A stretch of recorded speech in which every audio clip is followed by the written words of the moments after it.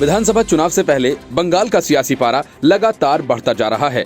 पश्चिम बंगाल में 2 दिवसीय दौरे पर पहुंचे केंद्रीय गृह मंत्री अमित शाह के नामखाना में रैली के दौरान ममता बनर्जी पर जोरदार हमले देखने को मिले।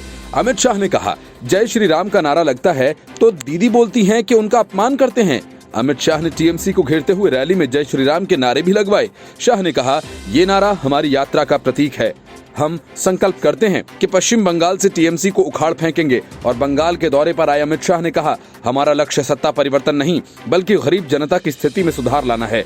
बंगाल में माताओं बहनों की स्थिति को बदलना है, इसलिए हम परिवर्तन यात्रा लेकर आए हैं।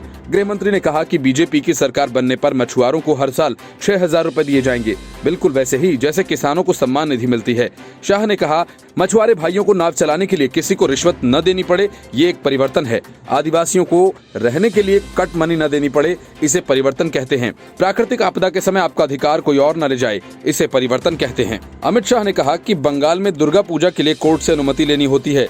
दीदी ने स्कूलों में सरस्वती पूजा बंद करा दी। अब बीजेपी के दबाव के बाद दीदी सरस्वती पूजन करती दिख रही हैं। जय श्री राम का नारा लगाने पर दीदी को गुस्सा आ जाता है। अमित शाह ने कहा कि हम बंगाल में तुष्टीकरण खत्म करेंगे ताकि लोग सरस्वती पूजा, रामनवमी मना सकें।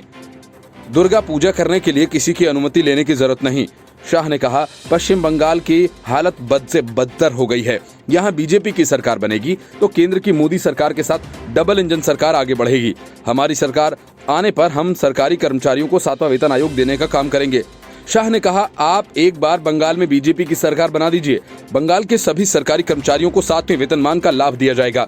शिक्षक भाइयों को उचित मानदंड मिले, इसके लिए कमेटी का गठन भाजपा सरकार करेगी। गृह मंत्री अमित शाह ने कहा कि बंगाल में जो राजनीतिक हिंसा होती है उसमें 130 बीजेपी कार्यकर्ता मारे गए। ममता दीदी सोचती हैं कि किसी को मार देने से बीजेपी रुक जाएगी।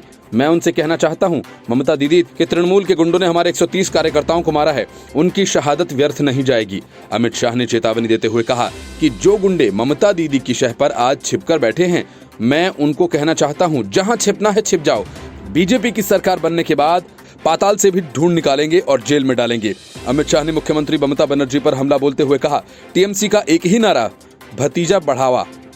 भतीजे के कल्याण के अलावा टीएमसी के मन में कोई अभिलाषा नहीं। नरेंद्र मोदी का नारा है, सबका साथ, सबका विकास, सबका विश्वास। The report, News of India।